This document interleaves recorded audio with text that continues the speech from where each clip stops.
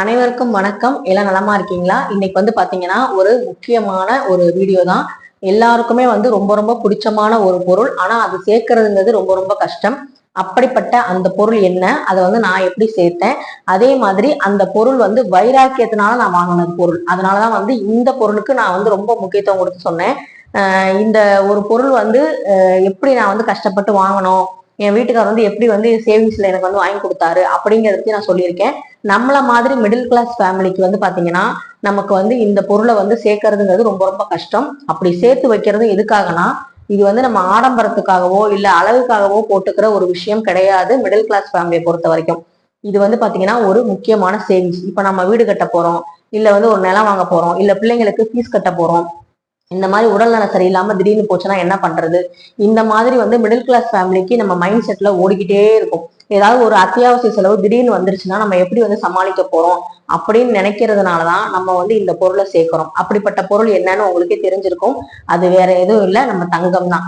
தங்கம் பாத்தீங்கன்னா மகாலட்சுமிக்கு உரிய இந்த பொருள் பாத்தீங்கன்னா வீட்டுல சேர சேர செல்வம் பெருகுதுன்னா மகாலட்சுமியோட ஆசீர்வாதம் நமக்கு இருக்குன்னு அர்த்தம்.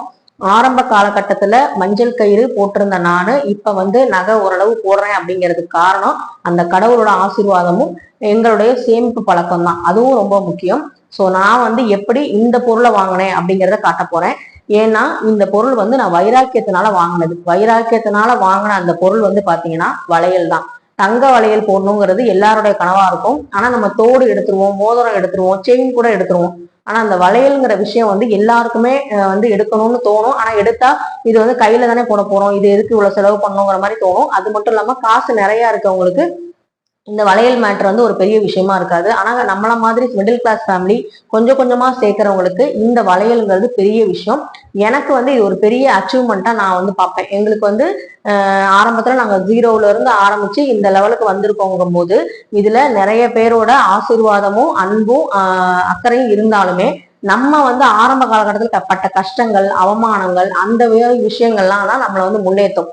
நம்மளை யாராவது ஒருத்தங்க பாசமா அரவணைச்சுக்கிட்டே இருந்தா, கம்ஃபோர்ட் ஜோன்ல இருந்தா கூட நம்ம சீக்கிரம் முன்னேற மாட்டோம். ஆனா இதே ஒருத்தங்க நம்மளை திட்டுனாலோ இல்ல இலக்காரமா பார்த்தாலோ ஏளனம் செஞ்சாலோ நம்மளோட முன்னேற்றங்கிறது ரொம்ப வேகமாவும் இருக்கும். ரொம்ப பாத்தீங்கன்னா ஒரு ஸ்பீடாவும் இருக்கும். அதாவது ஃபயரா நம்ம வேலை செய்வோம். அந்த மாதிரிதான் இந்த பொருளை வாங்கினேன். என்னம்மா ஒரு வளையலுக்காக இவ்வளவு நேரம் பேசுறீங்களே, ஒரு காசு இருந்தா வாங்க போறோம் அப்படிங்கிறத நீங்க நினைக்கலாம். ஆனா காசு இருந்தப்பவும் என்னால அந்த வளையலை வாங்க முடியல. இந்த வளையல் வாங்குறதுக்கு எனக்கு ஏகப்பட்ட தடங்கல்கள் வந்துச்சு. ஃபர்ஸ்ட் நான் பாத்தீங்கன்னா வேலைக்கு போகும்போது இந்த வளையல் நான் வாங்கல. அது ஒரு முக்கியமான விஷயம். நான் சம்பாதிக்கும் போது இந்த வளையல் வாங்கல. அதே மாதிரி என் வீட்டுக்கார்ட்ட பணம் இருக்கும்போது நான் இந்த நகை வாங்கும் போதெல்லாம் இந்த வளையல் பாத்தீங்கன்னா ஆசை இருக்கும். ஆனா நாங்க வாங்கினது கிடையாது. சோ இது வளையல் நமக்கு இப்ப தேவையாங்கிற மாதிரியே ஒத்தி போட்டுட்டே போனோம். ஆனா நம்மளை சுத்தி இருக்கவங்க பாத்தீங்கன்னா இந்த மாதிரி ஆட்களால, இதுல பாசிட்டிவான ஆளும் சொல்லுவேன், நெகட்டிவான ஆளு, ரெண்டு விஷயத்தையும் சொல்றேன். முதல்ல பாத்தீங்கன்னா பாசிட்டிவான விஷயத்தை பத்தி நம்ம சொல்லுவோம். இந்த பாசிட்டிவான விஷயம் எப்படின்னு பாத்தீங்கன்னா, நான் சின்ன வயல அதாவது 10th படிக்கும் போது என் வீட்டு பக்கத்துல ஒரு அக்கா இருந்தாங்க. அந்த அக்கா பாத்தீங்கன்னா வளையலே போட மாட்டாங்க. அதாவது பிளாஸ்டிக் வளையல் எதுவுமே போட மாட்டாங்க. வெறும் அந்த சாமி கயிறு மட்டும் தான் கட்டியிருப்பாங்க. அப்ப வீட்டு தெருவுல இருக்கவங்க எல்லாமே சொல்லுவாங்க இல்லையா பெரியவங்க, ஏன் வளையல் போடாம இருக்க, இப்படி வளையல் போடாம இருக்க கூடாதுன்னு சொல்லுவாங்க. அவங்க சொன்னது ஒரு பதில் என்னன்னா, நான் போட்டா தங்கத்துலதான் வளையல் போடுவேன், அது வரைக்கும் வளையலே போட மாட்டேன். அவங்க படிக்கல, ஒரு ஜம் கட்டிங் ஒர்க்கு தான் பாத்துக்கிட்டு இருந்தாங்க. அப்ப அந்த வேலை செஞ்சுக்கிட்டே அவங்க சம்பாரிச்சுக்கிட்டு இருந்தாங்க. அவங்க குடும்ப சூழ்நிலை காரணமா அவங்க பாத்தீங்கன்னா, அவங்க பேர் பாத்தீங்கன்னா சொல்றதுக்கு எனக்கு சந்தோஷமா இருக்கும். ஏன்னா அவங்க பேர் ஆண்டாள். அவங்க பாத்தீங்கன்னா இந்த வளையல அவங்க ஜம் கட்டிங் ஒர்க் பண்ணி அதுல சேர்த்து முத அவங்க கல்யாணத்தப்ப தங்க வளையல் போட்டாங்க. இதை நான் கண்கூடா பார்த்தேன். ஒரு படிச்சவங்க, அதாவது நம்ம நல்லா இது பண்றவங்கள்ட்ட இருந்தா கத்துக்கணும்னு இல்லை, பணக்காரங்கள்ட்ட இருந்தா நம்ம அதை கத்துக்கணும் இல்லை, பக்கத்து தெருவுலயே பக்கத்து வீட்லயே நமக்கு அட்வைஸ் பண்றதுக்கு அவங்க வாழும் முறையை பார்த்து நம்ம நிறைய விஷயங்கள் கத்துக்கலாம். அவங்க அவங்க என்கிட்ட சொல்லல, இந்த மாதிரி நான் வளையல் நான் அப்போ வாங்க போறேன்னு சொல்லல. அவங்க ஒருத்தங்கிட்ட கேட்டதுக்கு அவங்க சொன்ன பதில் மூலமாவே என் மனசுல ஆழமா பதிஞ்சுச்சு. ஓ, வைராக்கியம்னா இதான் வைராக்கியமா, இப்படி கூட இருப்பாங்களா அப்படின்னு எனக்கு தோணுச்சு. இது பாசிட்டிவ் சைடு. அப்ப நம்மளும் இந்த மாதிரி இருக்கணும் அப்படிங்கிற மாதிரி எனக்கு ஒரு மைண்ட் செட்ல அப்ப வந்துச்சு. அப்ப நான் 10th படிச்சுட்டு இருந்தேன். இப்ப இன்னொரு சைடு பார்ப்போம். இப்ப கல்யாணத்துக்கு அப்புறம் எனக்கு வேலையெல்லாம் போயிடுச்சு. அதை பத்தி நான் வீடியோ சொல்லியிருக்கேன் ஏற்கனவே, எப்படி வேலை போச்சு எல்லாமே, முருகனோட அருளால எப்படி வேலை போச்சு எல்லாமே சொல்லியிருக்கேன். அந்த வீடியோ டிஸ்கிரிப்ஷன்ல கொடுக்குறேன், பாருங்க.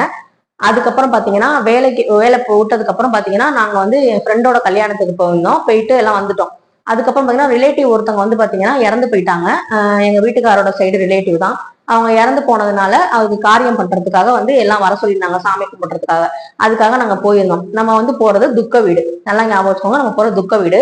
நான் வந்து கையில வந்து ஒரு கவரிங் வளையல் போட்டிருந்தேன், கொஞ்சம் அது பார்க்க கோல்டு மாதிரியே இருக்கும்.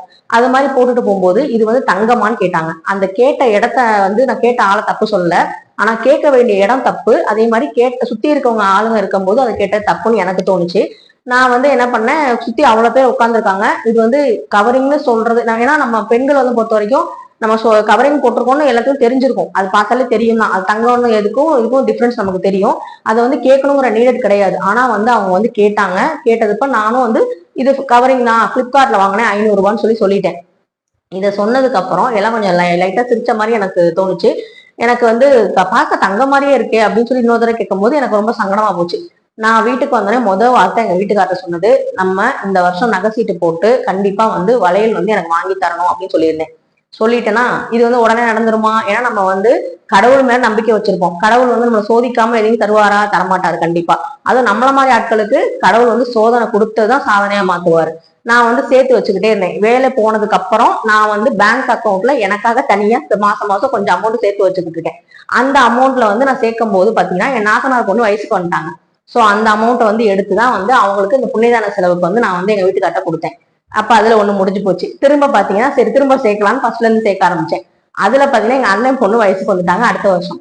சோ வந்து அந்த பணத்தை வந்து எடுத்தோம். ஏன்னா நம்ம வந்து சேர்த்து வைக்கிறதே வந்து பாத்தீங்கன்னா இந்த மாதிரி எமர்ஜென்சி செலவுக்காக தான். நம்ம வந்து நம்ம சொந்த பந்தங்களுக்கு இந்த மாதிரி விஷயத்துக்கும் நம்ம வந்து அத்தங்கிற முறையில் நான் செய்யணும், மாமாங்கிற முறையில் அவர் செய்யணுங்கிறது ரொம்ப ரொம்ப முக்கியம். ஏன்னா எங்க அண்ணனா எனக்கு அப்படிதான் வந்து செஞ்சாரு. அவரால் முடியாட்டியுமே கடன் வாங்கி செஞ்சாரு. எங்க நாத்தனாரும் அப்படிதான் அவங்களுக்கு முடிஞ்சதை செஞ்சாங்க. சோ அதனால வந்து பாத்தீங்கன்னா இந்த மாதிரி விஷயங்களுக்கு நம்ம சேர்த்து வைக்கிறோம். அப்ப நான் சந்தோஷமா எடுத்து கொடுத்துட்டேன். திரும்ப ஃபர்ஸ்ட்ல இருந்து ஸ்டார்ட் பண்றேன் சேவிங்ஸ் பண்றதுக்கு. அப்படி சேவிங்ஸ் பண்ணும் போதுதான் இந்த ஒரு பொருளை வந்து வாங்கணும் அப்படின்னு முடிவு பண்ணோம். இதுல வந்து பாத்தீங்கன்னா என் மாமியாரும் வந்து நீங்க வந்து வாங்கிக்கோ அப்படின்னு சொல்லி சொன்னாங்க. காசு வாங்கிக்கோ, நான் வந்து எக்ஸ்ட்ரா போட்டு செய்யும் சொன்னாங்க. என்கிட்ட என்ன அமௌண்ட் இருக்கோ, என் வீட்டுக்கார்ட்ட என்ன அமௌண்ட் இருக்கோ, நகை எவ்வளவு சீட்டு நாங்க போட்டிருக்கோமோ அதுக்குரிய அளவுதான் நான் எடுப்பேன்னு சொல்லி புடிவாதமா வந்து இந்த பொருளை வந்து வாங்கியிருந்தேன். அந்த பொருளையும் காமிக்கிறேன். அந்த பொருளை பார்க்கும்போது எனக்கு ரொம்ப பெருமையா இருக்கும், எங்க வீட்டுக்காருக்கும் ரொம்ப சந்தோஷமா இருக்கும். அந்த பொருளை வந்து காமிக்கிறேன். என்கிட்ட நகை இருக்குன்னு காமிக்கல, நான் எப்படி சேர்த்தேன், இந்த நகையை சேர்க்க நான் எவ்வளவு கஷ்டப்பட்டேங்கிறதா உங்கள்ட்ட சொல்றேன். சேவிங்ஸ் எவ்வளவு முக்கியங்கிறதா நான் பெண்களுக்காக சொல்றேன் இந்த வீடியோல. அதனால தொடர்ந்து பாருங்க. இப்ப வாங்க அந்த நகையை பார்க்கலாம். இதுதான் நான் வைராக்கியத்தினால வாங்கின வளையல். இதுக்கு வந்து நான் ரொம்ப தேங்க்ஸ் சொல்ல வேண்டியது அந்த ஒரு நபருக்கு தான். ஏன்னா அவங்க அப்படி சொல்லலைன்னா அந்த எண்ணமே எனக்கு வந்திருக்காது. நம்ம வந்து பார்த்தீங்கன்னா யாராவது நம்மளை மோட்டிவேட் பண்ணுறதுங்கிறது ஊக்கப்படுத்துகிற மாதிரி பேசுறது மட்டும் இல்லை, சில அவமானப்படுத்துதலும் நம்மளை வந்து மோட்டிவேட் பண்ணும். அப்படிப்பட்ட அவமானப்பட்டதுனாலையும் அந்த வைராக்கியத்தினாலையும் வாங்கின வளையல் தான் இந்த வளையல். இது வந்து நாங்கள் வந்து சிறுக சிறுக சேமித்து ஒரு ஜெயிச்சதுக்கான ஒரு அடையாளமாக நான் பார்க்குறேன்.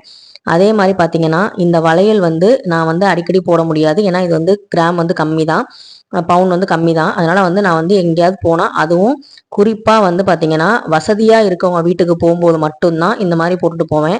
எனக்கு தெரிஞ்சவங்க, என்னோட வந்து சொந்த பந்தங்கள், என் ஃப்ரெண்ட் சர்க்கிள், இந்த மாதிரி விஷயங்களுக்கு நான் போகும்போது ரொம்ப வந்து இதை வந்து போட மாட்டேன். எங்கே போட்டு போனால் நம்மளை என்ன பார்ப்பாங்களோ அந்த இடத்துக்கு மட்டும்தான் நான் இதை போட்டு போவேன். மற்றபடி வந்து பார்த்தீங்கன்னா எல்லா இடத்துக்கும் இந்த வளையல்லாம் நான் போட்டு போக மாட்டேன். நகையும் வந்து பெருசாக நான் விரும்பி போட மாட்டேன். எனக்கு வந்து கண்ணாடி வளையல் தான் பிடிக்கும். இப்போவும் சொல்கிறேன், எனக்கு கண்ணாடி வளையல் தான் ரொம்ப ரொம்ப பிடிக்கும். இதுக்கப்புறம் இந்த வளையல் வாங்கினதுக்கு எனக்கு முக்கியமாக காரணமாக இருந்தது இந்த நகை சீட்டு மட்டும்தான். நான் 500 ரூபா சீட்லேருந்து 250 ரூபா சீட்லேருந்து எல்லா சீட்டுமே போட்டிருக்கேன். 1000 ரூபா சீட்டு வரைக்குமே போட்டிருக்கேன். ஸோ இந்த வளையல் வந்து எனக்கு நகை சீட்டு மூலமாக நான் வந்து சேர்த்து வச்சனால தான் வாங்க முடிஞ்சுது. அதனால நகை சீட்டு போடுறதுங்கிறது நமக்கு வந்து ஒரு பெனிஃபிட் தான். ஏன்னா நம்மளால உடனே வந்து நகையெல்லாம் வந்து டக்குன்னு அமௌண்ட் கொடுத்து வாங்க முடியாது. அதனால நகை சீட்டு ஒரு 500 ரூபா சீட்டாவது போட்டு வைங்க, அது நமக்கு என்னைக்காவது நமக்கு உதவும். அதே மாதிரி வாங்கின நகையை நம்ம வந்து கல்லுப்புல வந்து வைக்கணும். எப்படி புது துணி வாங்கினா மஞ்சத்தூள் தடவி வைப்போமோ, அது வந்து தோஷம் அண்டாமல் இருக்குமோ, அதே மாதிரி கல்லுப்புல ஒரு 5 நிமிஷம் நம்ம வாங்கின நகையை வச்சோம்னா அது வந்து அடகுல போகாதுன்னு சொல்லுவாங்க. அந்த இதையும் நீங்க ஃபாலோ பண்ணுங்க. நான் தொடர்ந்து ஃபாலோ பண்ணிட்டு இருக்கேன். இந்த நகை வந்து நாங்கள் ஆசாரி கிட்ட தான் கொடுத்து செஞ்சோம். தொடர்ந்து அவர் தான் எங்களுக்கு செஞ்சு கொடுப்பாரு, அவர்கிட்ட தான் கொடுத்தோம். அவர்கிட்ட முதல்ல நான் அன்னைக்கு தான் போனேன். போகும்போது சொன்னார், என் வருமானத்துக்கு ஏற்ற மாதிரி, என் கணவரோட வருமானத்துக்கு ஏற்ற மாதிரி எனக்கு நகை செஞ்சு கொடுங்க, எக்ஸ்ட்ராலாம் எனக்கு எதுவுமே வேணாம், பவுன் சேர்த்துறாதீங்க, இந்த பட்ஜெட்குள்ளே தான் வேணும்னு நான் சொல்லியிருந்தேன். அதை சொன்னதுக்கப்புறம் அவர் என்கிட்ட பேசினதை வச்சு என் வீட்டுக்கார்ட்ட சொன்னார், இந்த பொண்ணு வந்து உனக்கு தாயுமானவர் கொடுத்த பொக்கிஷம், பத்திரமா பார்த்துக்கோ அப்படின்னு சொன்னார். இந்த வளையல் வாங்கினதை விட இவர் சொன்ன வார்த்தை, அந்த பிளெஸிங்ஸ் வந்து எனக்கு இன்னும் ரொம்ப வந்து சந்தோஷத்தை கொடுத்துச்சு. வார்த்தைக்கு அவ்வளோ வலிமை இருக்கு. ஒருத்தர் நம்மளை அவமானப்படுத்தினாலும் நம்ம முன்னேறி வரணுங்கிற அந்த வைராக்கியமும் வந்துச்சு. ஒருத்தங்க வாழ்த்தும் போது நமக்கு சந்தோஷமும் வந்துச்சு. இந்த வீடியோ பார்க்குற உங்களுக்கும் இந்த மாதிரி சந்தோஷம் கிடைக்கணும், நீங்களும் வந்து நிறைய நகை சேர்க்கணும், அது வந்து நம்ம பயனுள்ளதாக பயன்படுத்தணுங்கிறத ஆண்டவன்கிட்ட வேண்டிக்கிறேன். இந்த வீடியோ உங்களுக்கு ரொம்ப பயனுள்ளதாக இருந்துச்சுன்னா கண்டிப்பாக லைக் பண்ணுங்கள், ஷேர் பண்ணுங்கள், மறக்காமல் சப்ஸ்கிரைப் பண்ணுங்கள். என் வீடியோவை தொடர்ந்து வாட்ச் பண்ணுங்கள்.